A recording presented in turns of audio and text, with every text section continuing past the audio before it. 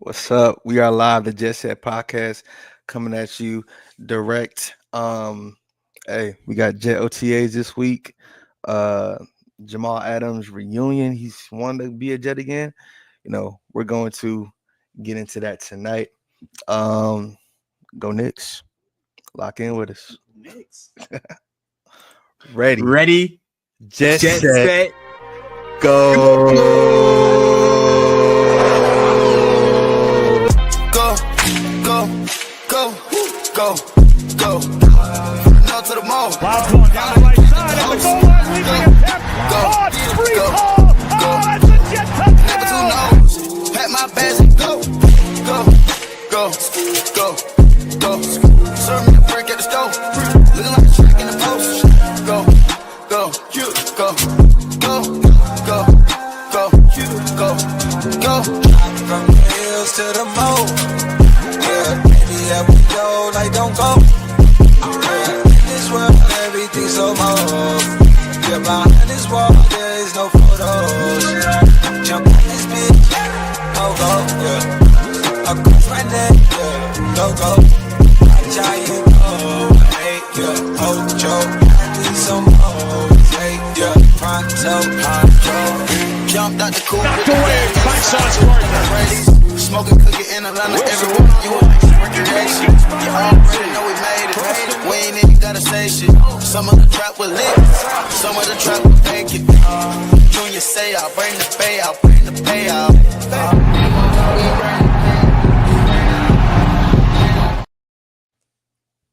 Yo, what's up?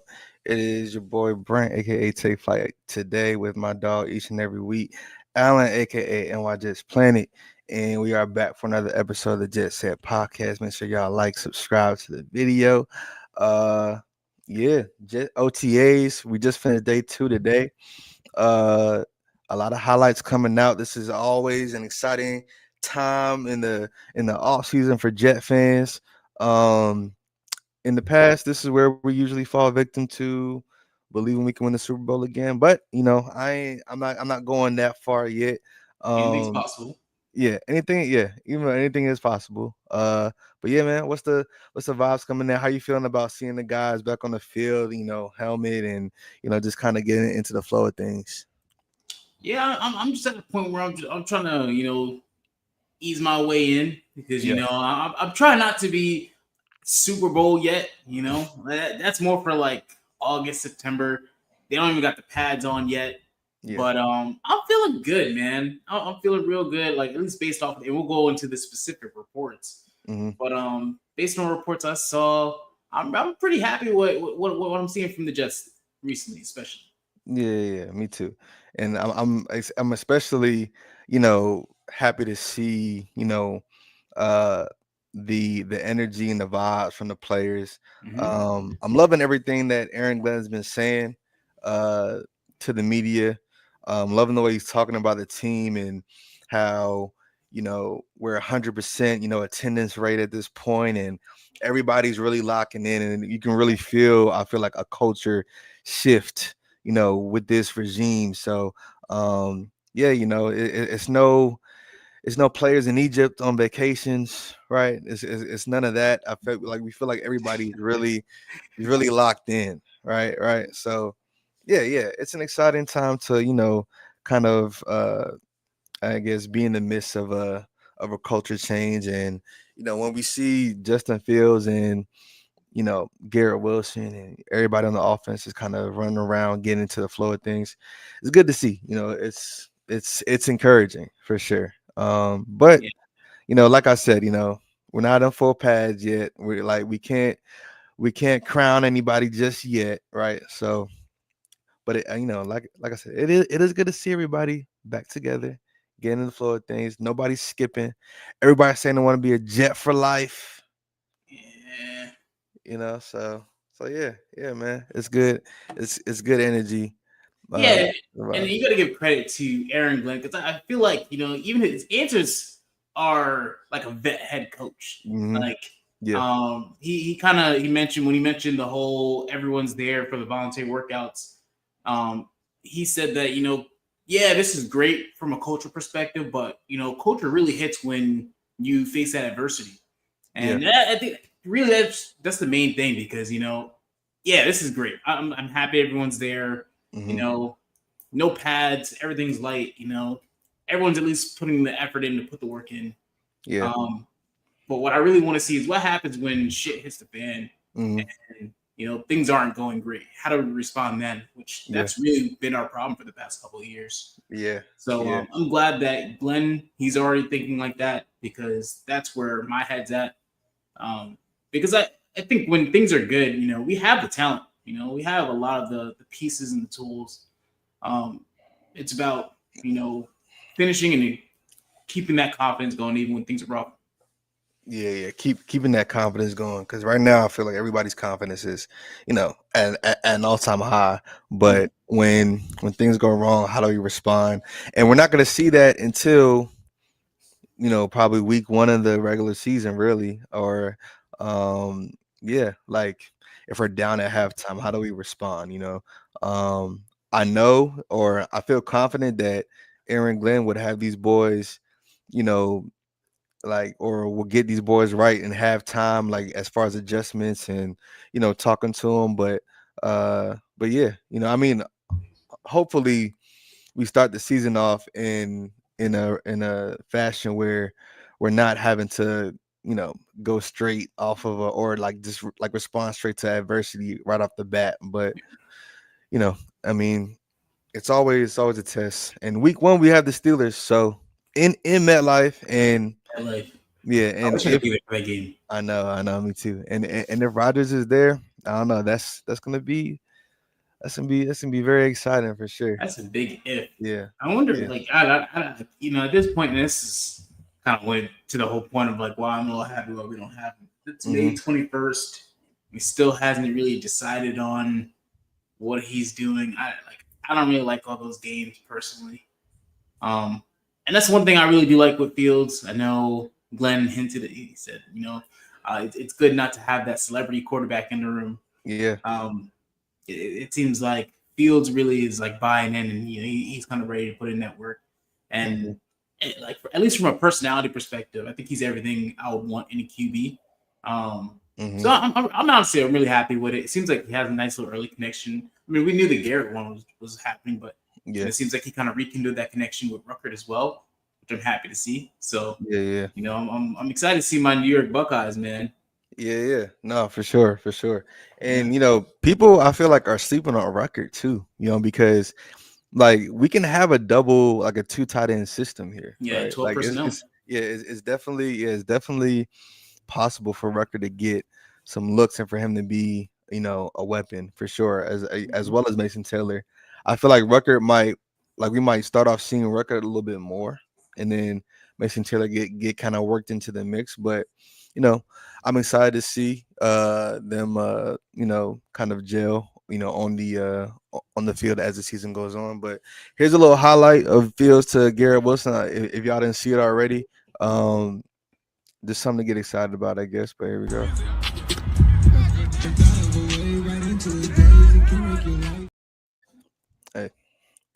Hey, I mean, after that highlight, people were claiming Super Bowl, but it's just it's like all right. There's a little, no defense, it's good pass, good chemistry.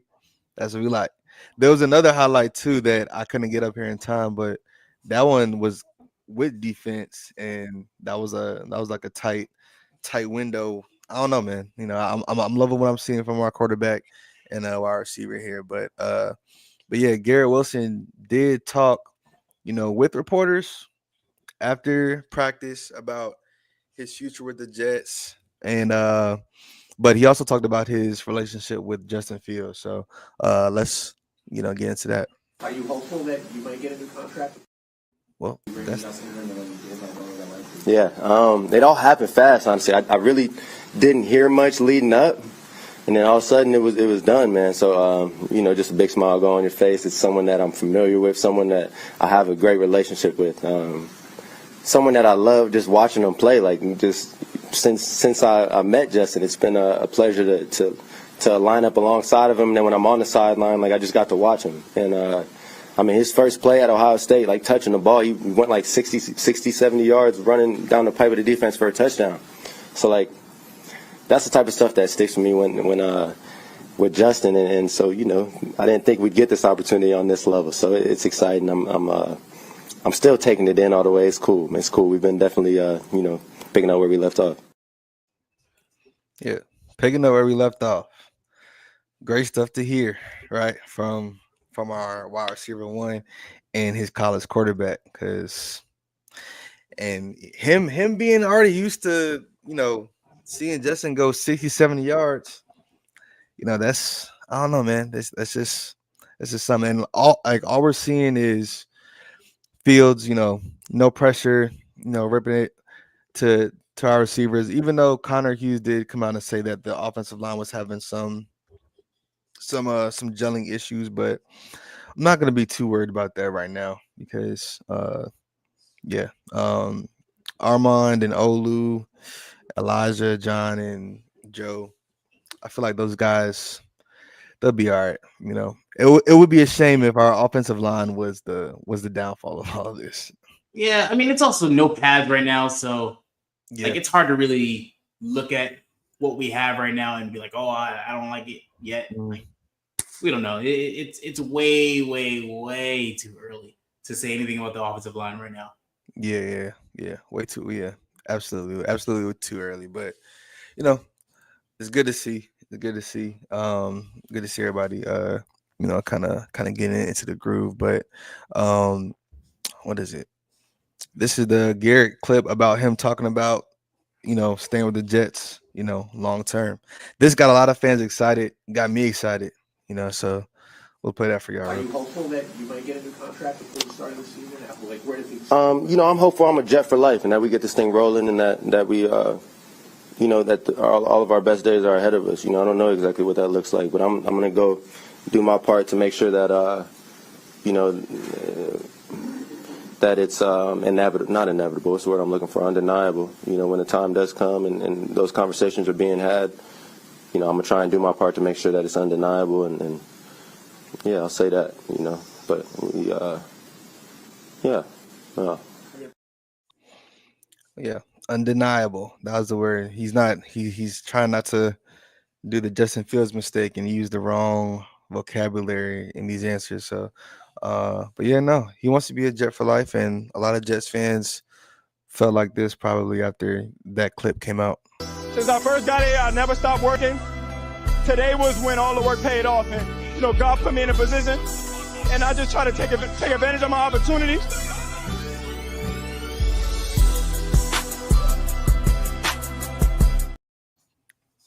Hey, it's a good feeling. We got Sauce saying he want to be a Jet for life. We got Garrett saying he want to be a Jet for life. Jermaine already said he's trying to be a Jet for life. You know, of course, all those guys are first rounders. So Brees, you're the last piece to come out and say that. All right. Yeah, I mean, Brees is also the one with his contract pending the quickest. I know, well, I don't know what those conversations are like, but I'm assuming since he hasn't had a deal yet, you know, there might be a little bit of tension there because, you know, you got a brand new coach and GM, and he knows he has 1 year to kind of figure it all out before he hits that open market.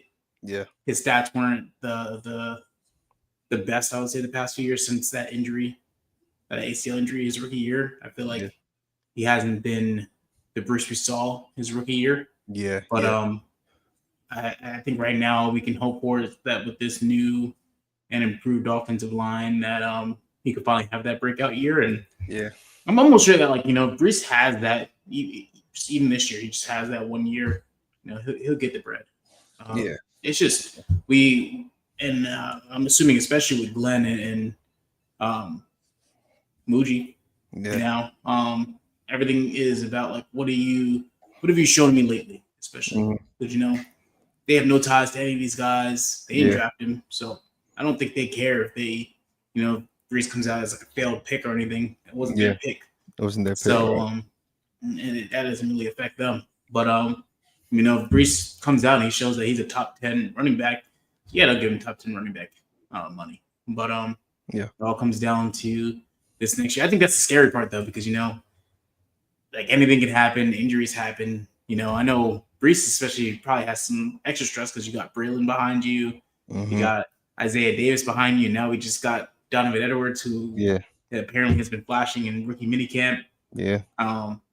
So I know like it has to be a little bit of pressure on him, but I'd say we'll see at this point.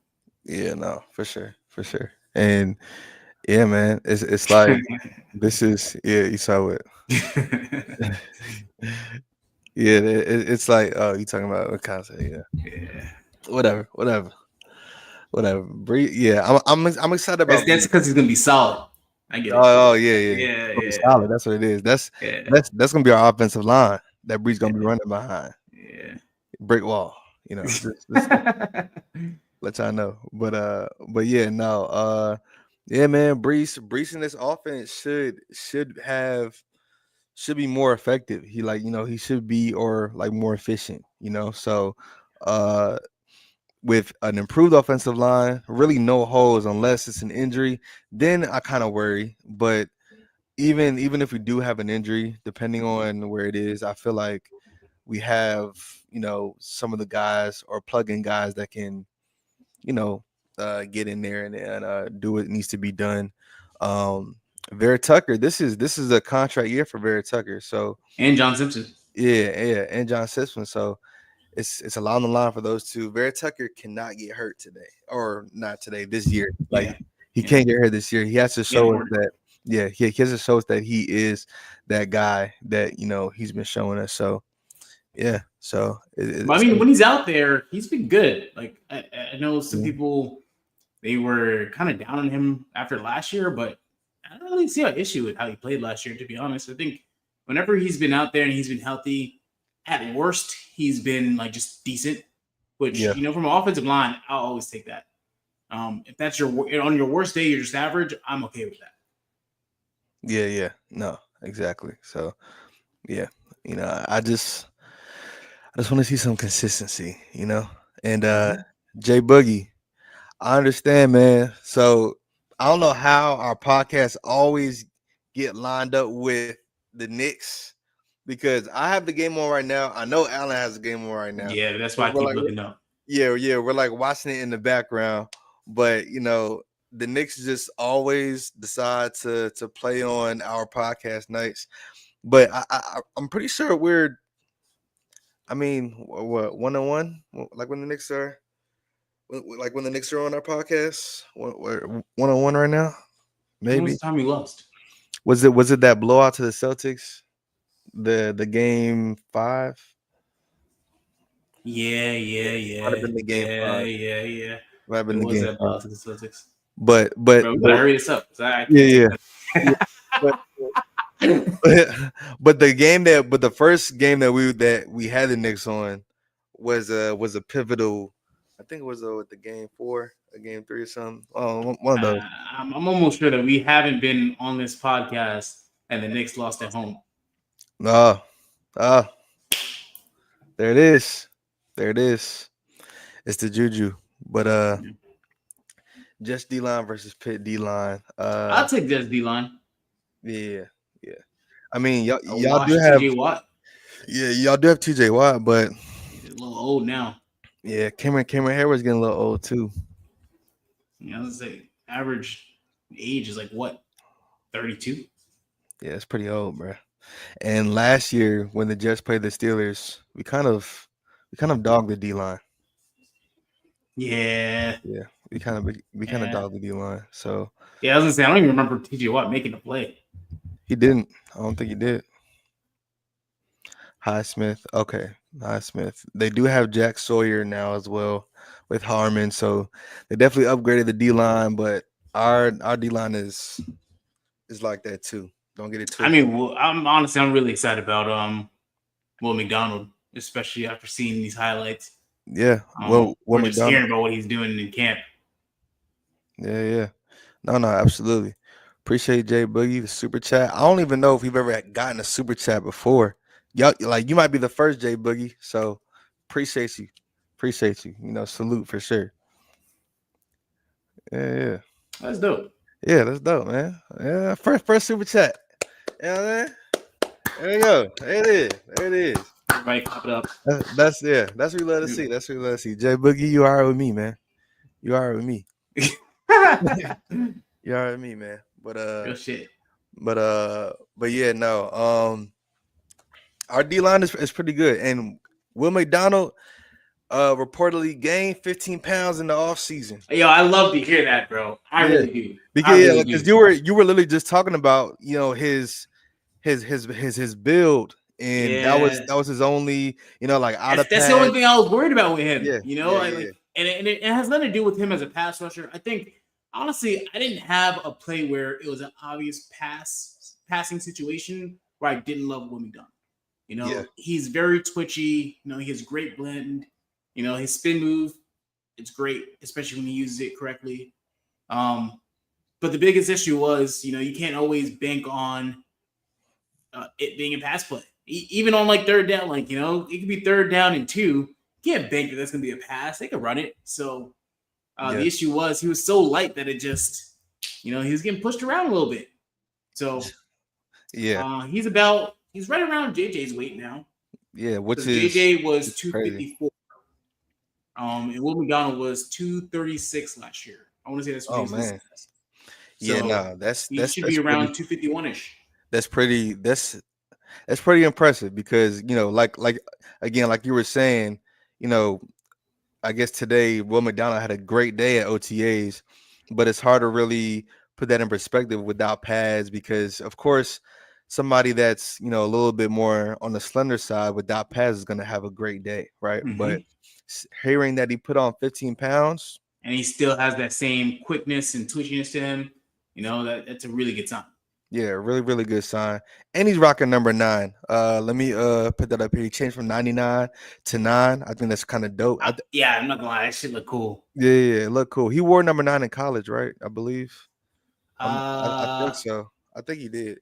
That I'm not too sure about. I think he did, or it might have been 15. I'm not sure, but yeah, here's a look at Will McDonald in that number 9 jersey.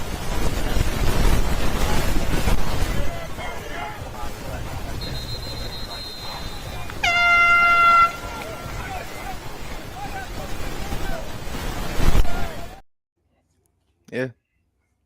Boy, look, he looks swole. He looks swole now. Yeah, he does look. And the great thing is, it looks like it's lean. Lean weight. It's not just like sometimes you get worried when they're like, NFL player gained some weight. It's like, well, did they just eat? I remember when you're like, yo, Becton gained some weight. He ate. That boy was eating. Yeah. Granted, Becton, I think he kind of figured his stuff out, but at that point in time on the Jets, they're like, yo, when Becton gained weight, it was like my boy was eating. He was eating. Yeah, definitely eating. But yeah, no, it's good to see Will out there. Like it doesn't look like he's been eating burgers. It look like he's been, like doing some jujitsu or something. I don't know, something. So that's always good to see. Always good to see. So but yeah, exciting time for us right now. Exciting time for Knicks fans as well.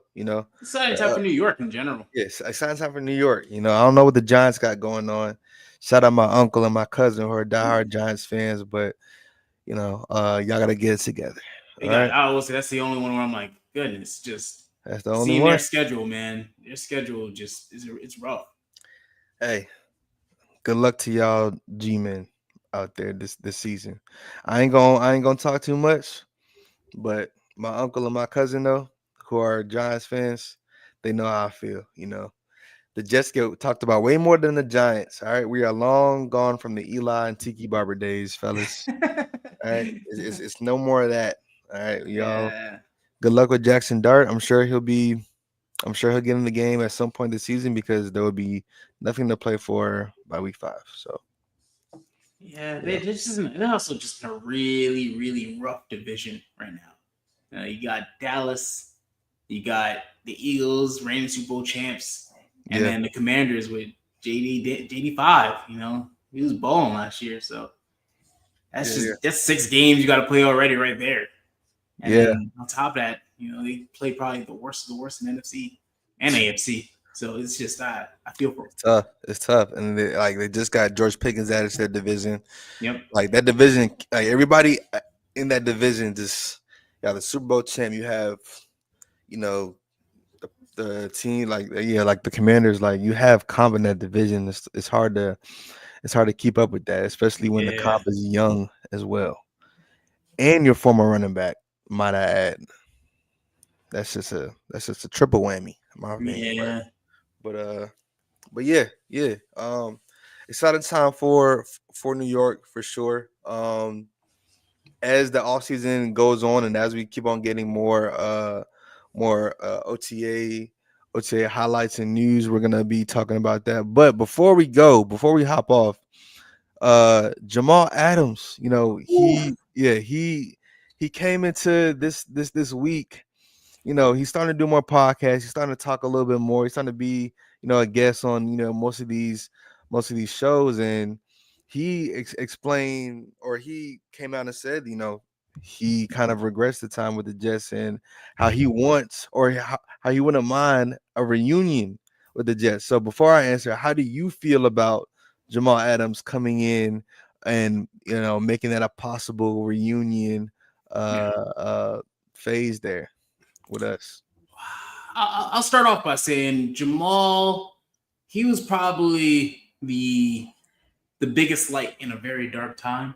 Yeah, right. And I say that as in like the Jets were just so bad for a good period of time that it was rough and it was stressful. With that said, he did do us very dirty. Yeah, that whole, I don't know, it never sat right with me how he went about the whole situation with him leaving. So I'm at a point where I'm like, I think the Jets should just do whatever makes sense for them. Yeah. If Glenn is like, hey, I want a vet in my safety room, at strong safety. I feel good with Jamal because Jamal did play with the Lions for a little bit last year. If he feels like that's a good decision for him, I'm cool with it. Doing it for Jamal, I don't really feel like we definitely don't owe him anything, in my opinion. That ended the moment we traded him. Yeah. So sure. Yeah, that's where I stand on that. Yeah. What's up, Abby? Good to see you back in the chat. Good to see you back in the chat. Shout out Abby. She just started her podcast as well on her YouTube as well. So shout out Abs for sure. But yeah, no, to get back to the Jamal Adams reunion. Yeah, he did. He did his dirty, right? The way it ended, I think I watched every second of that Instagram live when he was smoking a cigar and celebrating his trade, right? And I had a Jamal Adams jersey, right? I started I started my whole Jets page in the Jamal Adams Jets prime, right? I think my first post on my first page ever was a Jamal Adams Pro Bowl post, right? Because he just made the Pro Bowl. It was good spirits. He did do his dirty, and he didn't leave on good terms whatsoever, right? But my mantra: everything happens for a reason. Everything is going to happen the way it's supposed to happen. And him or us trading Jamal got us Garrett Wilson, right? And AVT. And Elijah Vera Tucker, So if we were to, bring him back, let's just say we bring him back, right? One, he would definitely be in a mentor role. He wouldn't be a starter by any means, right? Yeah. Because as we see clearly, people think he needs to retire, he needs to give it up. What have you? He wouldn't be thrust into any type of starting role. Yeah, I think he would come into this phase of a possible reunion with the Jets humbled and grateful, because as we can see, this last few years, he's been vying for that opportunity to come out there and show that he can still be effective out there on a football field. And I mean, to be honest, our safety room right now, it's not I mean, it's not as well rounded as as it's been, right? So bringing Jamal Adams in and him being a mentor, him being a guy that would come in with a chip on his shoulder and to um, show everybody, including himself, that he still is that guy. I think nothing but good can come from that, right? Nothing but good can come from him coming into a system, having played with Aaron Glenn already, right? And already accepting any type of mentorship role. And Malachi Moore kind of reminds me of a mini Jamal. Like the way he plays, he reminds me of Jamal Adams. Um, so yeah, man. I wouldn't mind a reunion. Especially if it's if it's in a situation where he's just somebody that we use every now and then, or somebody that comes in and makes a play and gets the crowd hype. I don't know, man. I think if we're talking about a culture change, one of his main reasons that he mentioned that was, as to why he left was the culture, and that Bowles was fired, and that a lot of stuff had been shifted. And so since he's played with AG before, he knows how that culture is going to be. He's been watching the Jets over the last few years, and he can kind of sense how that culture is. Uh, so yeah, Jamal Adams reunion, sure, sure. I mean, we have our safeties, we have our starting safeties. I feel like, or kind of in pencil, but Jamal Adams as a situational linebacker or free safety. I don't know. I might be. Oh, well, not free safety because we do know he cannot cover. Well, yeah. Strong safety. But strong safety, yeah. Come down the box. Yeah, stay in the box. Stay in that definitely box. No situation where I want him in coverage. Yeah. Exactly. So yeah. I wouldn't mind a Jamal Adams reunion. Yeah, I mean, yeah. Especially if he comes in with like the true intent to like make amends for his poor young decision, I can respect it. Yeah. I can. I think and it's kind of like the same thing when you come play for your hometown, where it's like it's like you feel like I gotta give it to my city, like same way, but like in a different way, because it's like it's more like I feel bad for what I did, so I gotta make up for it. So Jamal Adams came in. Honestly, I don't really see it happening prior to the season, but like let's say there's some form of injury that happens, and Jamal Adams steps up. We sign him in midseason, and he makes a play that helps us get to the playoffs. I can live with the. Yeah. I think we're even. Yeah. That's some poetic justice for you right there, man. That's what we need, and yeah, man. Like this team is way different than when he played with us, right? Yeah. So he would be coming in. I wouldn't think that he'd be demanding any type of respect or anything like that. He's gonna come in and knowing what he's getting into, and it'll be definitely like a humbling experience for him to walk into this locker room and be like, what, I got a second chance.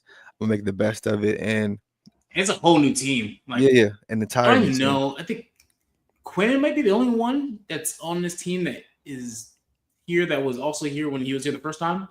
Yeah, and Hennessy, but Hennessy's been here forever. Thomas Hennessy ain't leaving. He ain't leaving no time soon.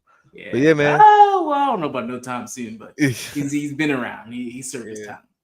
Yeah, I mean, we let go of our punter and kicker. I don't think anyone's safe right now. Yeah. So he's the last one standing in that special teams room for sure. But yeah, Jamal Adams reunion, sign me up, and trust me, if we do sign him, oh man, we'll make a mean coming home edit. It's gonna be good. It's gonna be good. So I'm rooting for it. I think nothing but good can come from that, because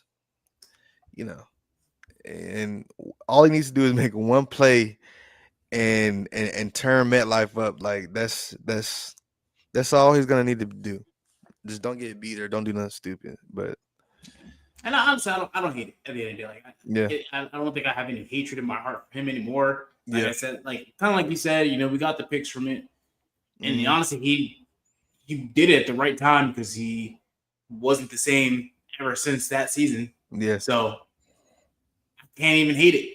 Yeah, right, exactly. And wouldn't it be something he comes back, plays with us, and then he finds that spark that that he had with us. So, hey, I don't know, man. I see the writing on the wall here, and I ain't running from it, So, Mm-hmm. so yeah, Jamal Adams, I welcome you back with open arms, brother. Welcome you back with open arms. But yeah, it's halftime in the Knicks game right now. I wanted to aim to be done by halftime, and not kind of bleed into it. But appreciate everybody that came on tonight. There's a quick little conversation. Jets OTAs. We're gonna be having more news that drops as OTA practices continue. Yeah, I'm excited for the more clips to come out. Oh yeah, for sure. Like actually seeing some stuff that's going on behind the scenes. Right. Especially as we lead towards mandatory OTAs, Mm-hmm. which I mean everyone's there now, but mandatory OTAs and then eventually training camp. So it's getting towards that time. It's late. It's almost June. Yeah. Training camp starts in July, if I'm not mistaken. So it's getting there. Season will be here quicker than we know. Yeah, definitely will be here quicker than we know. And we're already, like you said, we're already in May. June is around the corner, and then we're gonna be in training camp. Sooner than later. So yeah, stay locked in with us. We'll be bringing y'all the Jets news, rumors, and updates as the off season progresses. Yeah, appreciate y'all locking in. Go Knicks. I see we up at halftime by a little bit. This is looking like a high scoring game now. It's about 69-62. That's we looking at 140 to 130 something. I don't know. This might be one of them. This might be one of them bangers. Yeah. I don't know. That's what it's looking like. But all right, y'all. Appreciate y'all locking in with us. Appreciate Jay Boogie for that super chat. That was our first one that we ever got. I never know how to ask for those. So yeah, what I'm saying. Appreciate you, Jay Boogie. Shout out Jay Bugs. Shout out Jay Bug, man. But all right, y'all. Y'all have a good night. Hope the Knicks pull it off, y'all. See.